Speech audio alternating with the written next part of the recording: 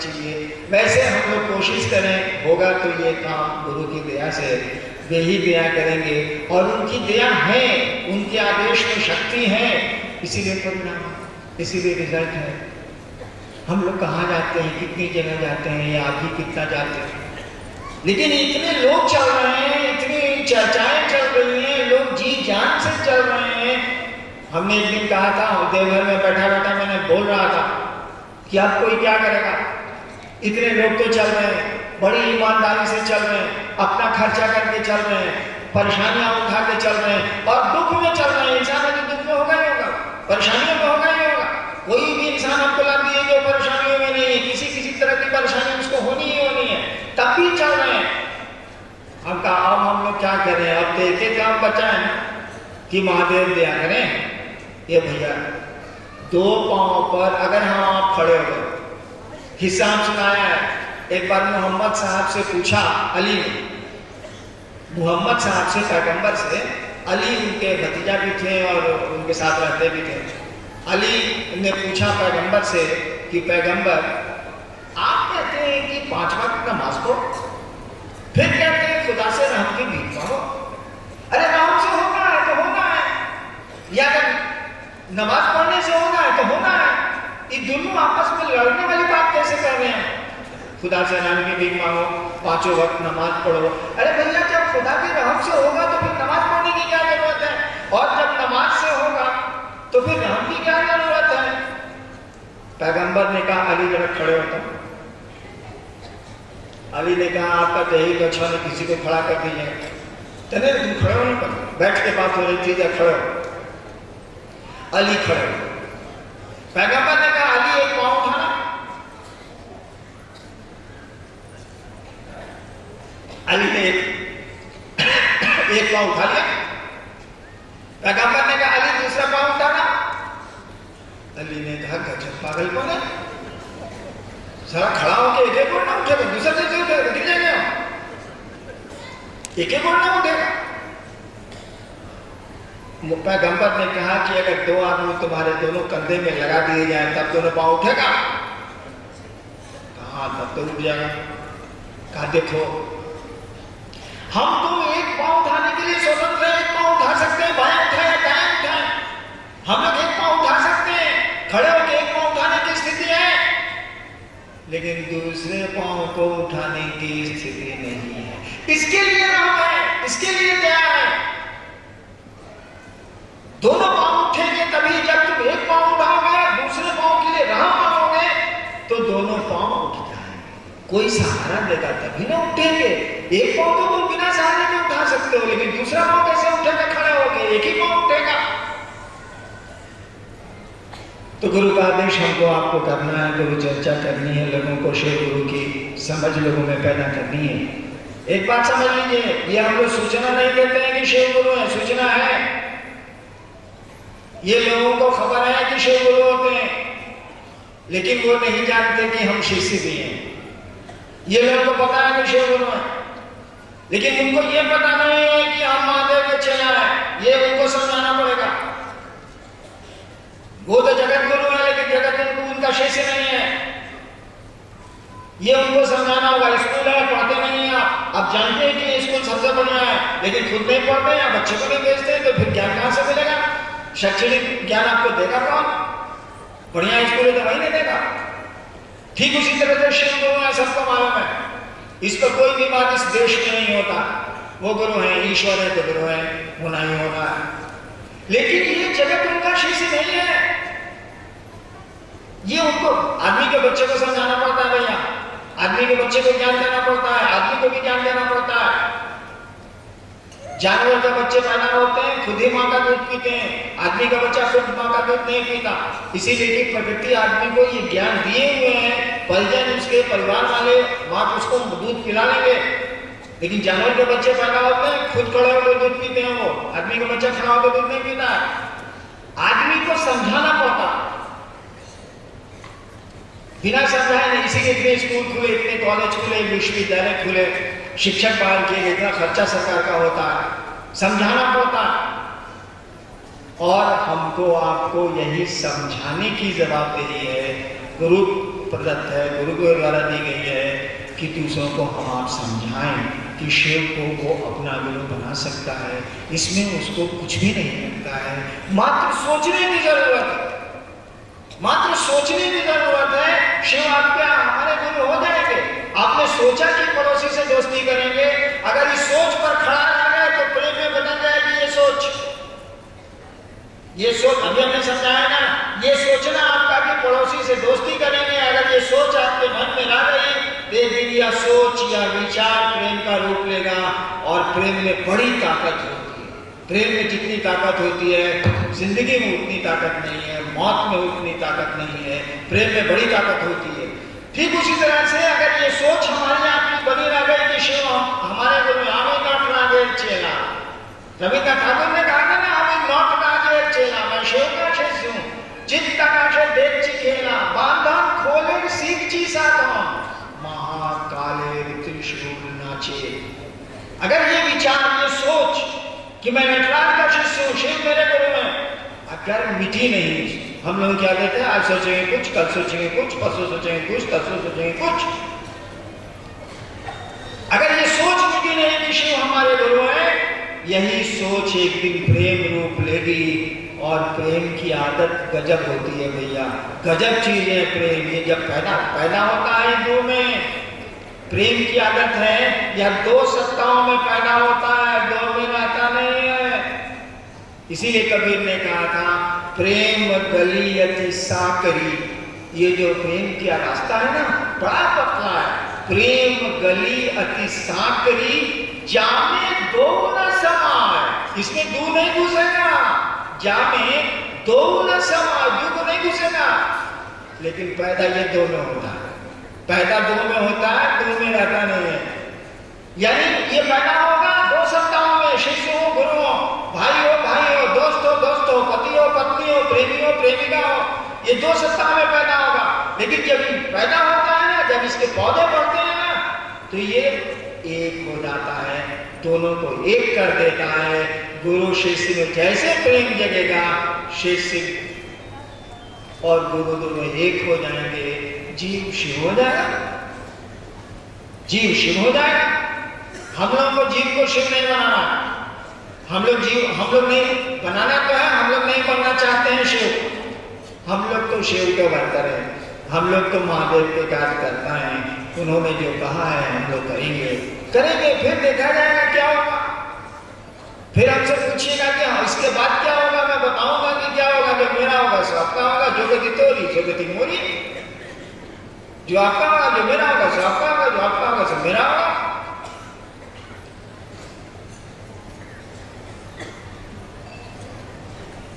तो इस कार्य को तेज करना है, संकल्प के साथ करना है। संकल्प कमजोर नहीं हो, इसके लिए गुरु की दया मांगनी है। हाँ, तो मैं कह रहा था कि मैंने महादेव से कहा, जो ही मेरा महादेव है, जो ही मेरी बोली है, जो ही मेरा कहने का तरीका है, सबका अलग अलग है। मैंने महादेव से कहा कि अब क्या करें हम लोग, से न बताइए। एक टांग तो हमको लग रहा है कि उठा लिए, अब दूसरा टांग उठेगा तो बहुत से गिर में जाएंगे। आपको इतना नहीं बुझाता है, खड़ा होकर एक एक गोल ना उठेगा, दूसरा वाला नहीं उठेगा भैया। हमको लग रहा है कि हमारे बहुत गुरु भाइयों ने एक टांग उठा लिया, अब दूसरा टांग के लिए तब आप ही पर हम लोग खड़ा है कि आप यहाँ जल्दी जल्दी करिए जरा सा, तब दोनों टांग ना उठेगा, नहीं तो दोनों टांग तो उठने वाला नहीं। ये विषय मेरा है, छोड़ दीजिए। ये विषय महादेव का है, छोड़ दीजिए। दया उनको करनी है, हम लोग फरियाते रहेंगे, छोड़िए। लेकिन हम लोगों को जो उनका आदेश है हम लोगों को करना है, हम लोग करेंगे। बहुत बढ़िया बरखा ने कहा कि चौथी युवा शिष्य संगोष्ठी हो तो विश्व का कोई हॉल ही नहीं रहे जो हम लोगों की संगोष्ठी उसमें हो सके। अभी भी अब इतना एशिया का नामी हॉल है, ये पूरा पैक है। अब बताइए तीसरी चौथी संगोष्ठी हम लोग कौन हॉल में जाके करें? अभी ये संकट पैदा हो रहा है और ऐसा होना भी चाहिए कि एक एक घर शिव चर्चा का स्थल हो, एक एक व्यक्ति शिव का शिष्य हो। क्या जरूरत है संगोष्ठी की, क्या जरूरत है महोत्सव की? कोई बात नहीं है। लोग शिव को गुरु माने, शिव तो कण कण में रहते हैं, वो तो कहाँ नहीं है। वो कोई जरूरत नहीं है मीटिंग की, कुछ नहीं है, वो गुरु बहुत सक्षम है। लेकिन गुरु क्यों हो? हम आप चलने की मानसिकता में आए तब ना। इसीलिए कहा जाता है शिष्य को गुरुमुख होना पड़ता है, हमको आपको गुरुमुख होना पड़ता है। गुरुमुख माने मुहुआ हुई, मुंह से मुंह मिला तो वो गुरु जी से तो गुरुमुख हो मिला ना। मनवा नहीं हुई, मुहुआ नहीं हुई।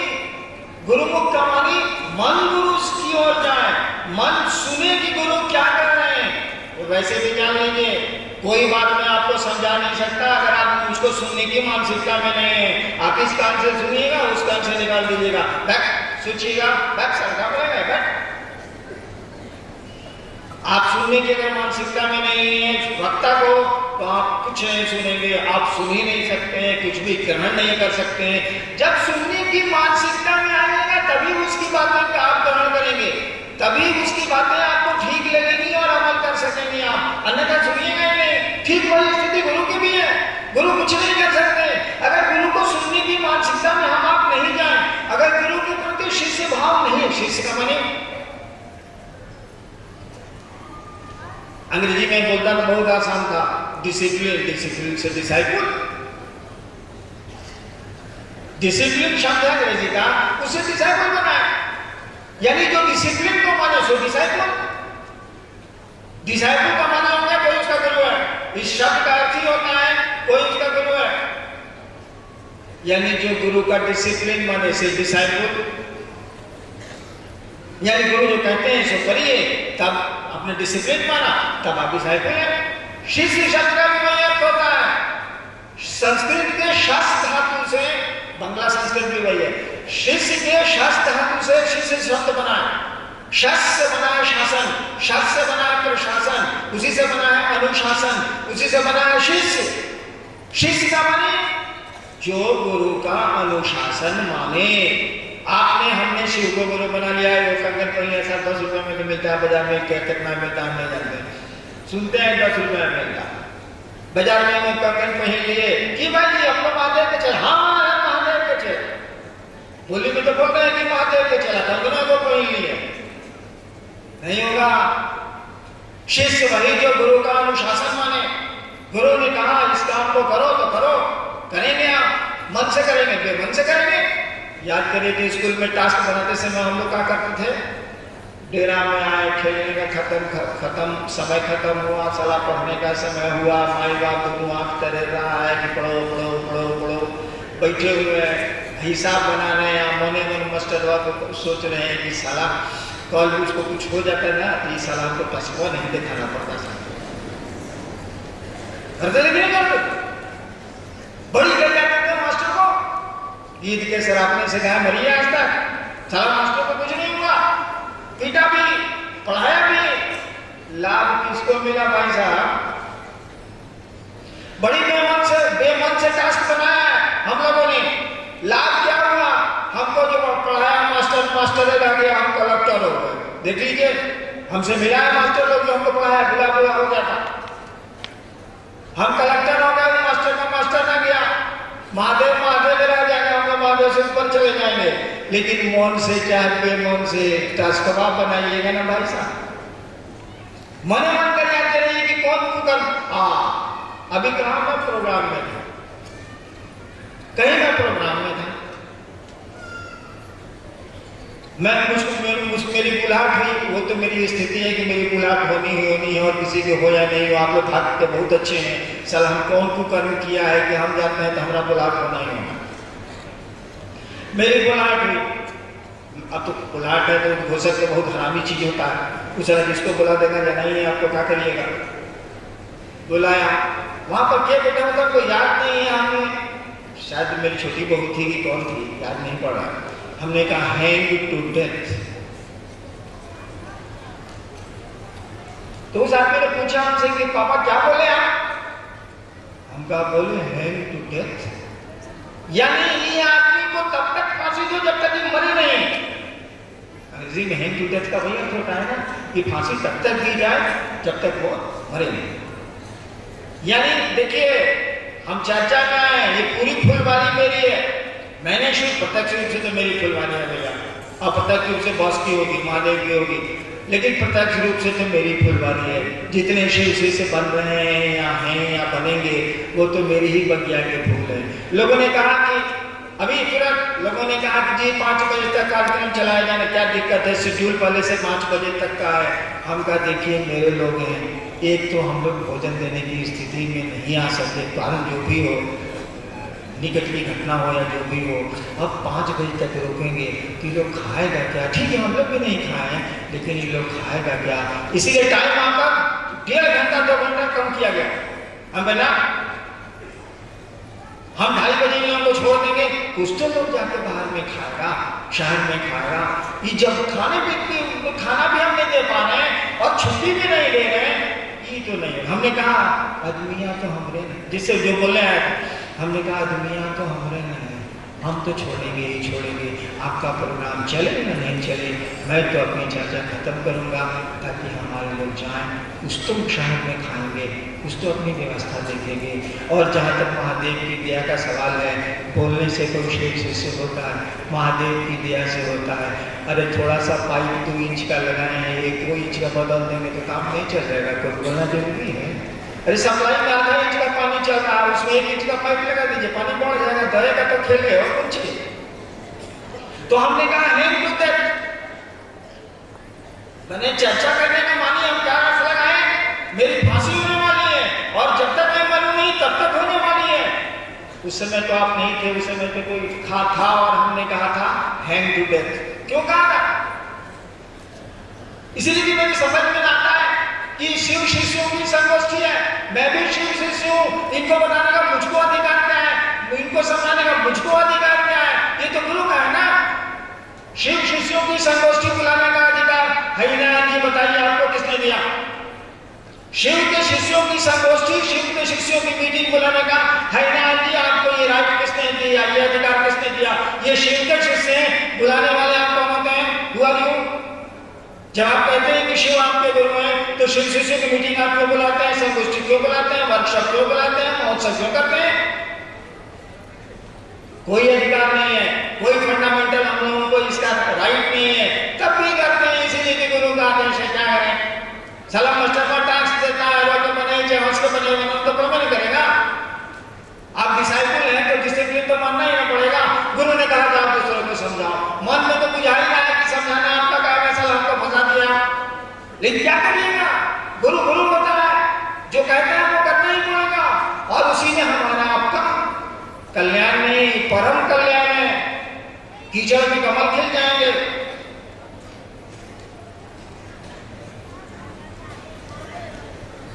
घने काले बादलों में बिजली चमक जाएगी, लेकिन मन कहां करता है? तभी तो हरिनाम मां बोल जाते हैं टू डेथ। जब नीलम थी और मुझको महोत्सव में बुलाया जाता था तो इशारा से मैं करता था ऐसे, मेरी गर्दन कटने जा रही है, मेरी मौत होने जा रही है। क्यों करता था? इसीलिए कि भाई ये काम गुरु का है, मेरा तो नहीं है। गुरु ने शिष्य बनाएंगे कि शिष्य शिष्य को बनाएगा, लेकर पढ़ने के पढ़ेगा कि माला का विद्यार्थी बुलाएगा, साला उसका भी काम थोड़े है। गुरु का आदेश है, करना है, क्या करिएगा? और आप कर रहे हैं, हमसे बढ़िया से कर रहे हैं, मैं कितना करता हूं। लेकिन मन में तो ये भाव, हमारे जो मन में ये भाव है, काम गुरु का करना हमको है, लेकिन करना ही करना है, कोई विकल्प भी नहीं है, कोई ऑल्टरनेटिव भी नहीं है हमारे आपको। इस काम को हम लोग करेंगे और बड़े मनोयोग से करेंगे। इस काम को करना है।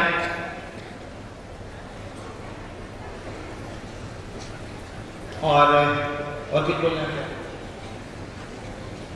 आइए शिव के गुरु पर क्या बोला? सब तो महादेव ने चला।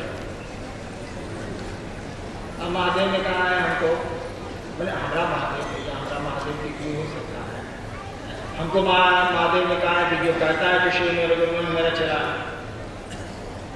इसीलिए कि हमने कहा था कि मुंह से न हम कह सकते हैं कि शिव मेरे गुरु, मनवा कहाँ से है? साला मनवा तो नोट को धरे हुए है, मेहरारू को धरे हुए है, घर को धरे हुए। हमने कहा था महादेव से, जो ही मेरी आवाज जाती हो, हमने कहा कि मुंह से न कहेंगे सरकार की आप मेरे गुरु हैं, मनवा कहाँ से ले आए से न बताइए। मनवा पर हमारा आपका सकते हैं, मुंह में से कहते हैं कि शिव मेरे गुरु में, उनकी दया हो जाए तो मन शिव का शिष्य हो जाएगा। ये सही बात। तो जितना हम कहते हैं उतना करिए, बाकी छोड़ दीजिए, मामला ऊपर का है। हम लोग फरियाली हैं, बहुत घबराने की बात नहीं है। रिजल्ट के सामने दिख रहा है और बहुत जल्दी ही दिखेगा। कितना बज गया हो?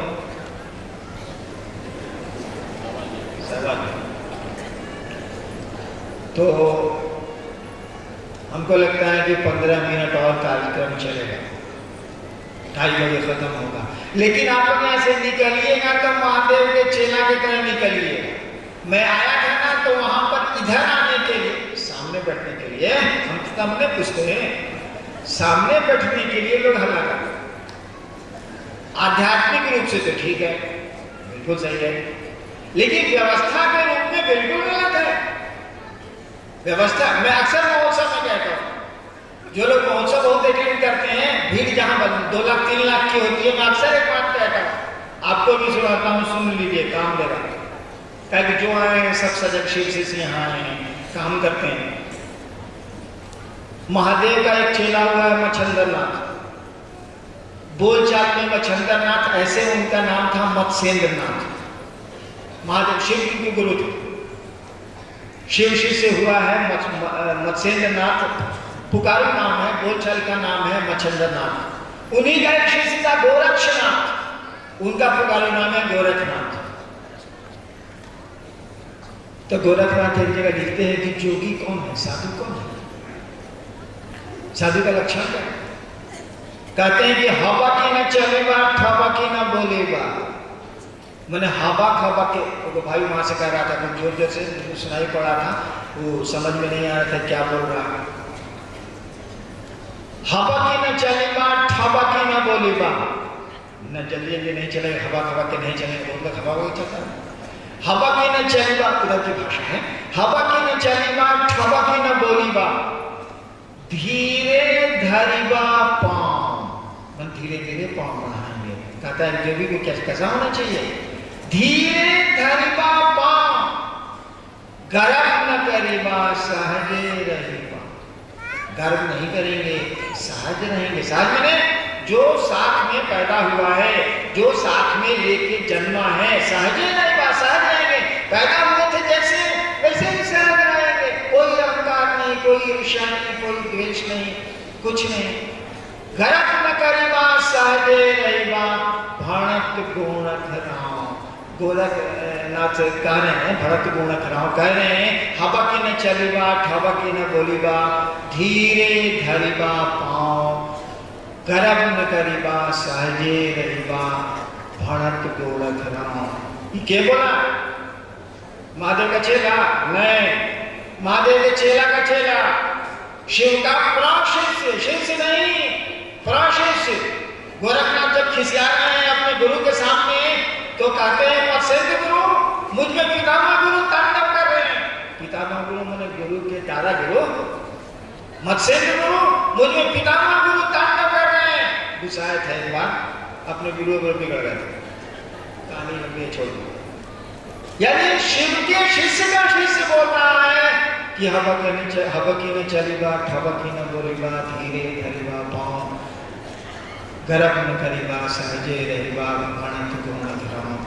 तो आप लोग भी एकदम, ये जो शिव का चेला बोल रहा है, आप शिव के शिष्य हैं, आप लोग धीरे धीरे उनको जाने देंगे, फिर अपने निकलेंगे, पूरी व्यवस्था को एक सुंदरता देंगे, ताकि लोग कहें कि महादेव का चेला साला सही में साधु होता है। देखिए, और हर जगह हम लोगों ने किया है। अब तो मेरे लिए कहना बेकार हो गया, आप खुद ही करते हैं, हर महोत्सव में करते हैं। 8-8 किलोमीटर की भीड़ रहती है, अभी बनारस में थी ना, 8-8 किलोमीटर की भीड़ रहती है, और लोग आश्चर्यचकित हो जाता है, इतना लोग आया, साला क्या इत्मीनान से आया, क्या इत्मीनान से चला। चलिए, मुझको अभी मैं बैठ रहा हूँ, मुझको अनुमति दीजिए, और ये युवा संगोष्ठी में आप आए, मैं आपको क्या दे सकता हूँ बताइए? एक चीज दूं, मैं शिव का शिष्य हरिंद्रानंद, मैं महादेव का चेला, मैं शिव का शिष्य हरिंद्रानंद।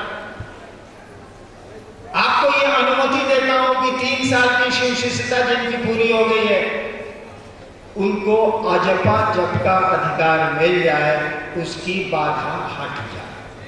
और ये अधिकार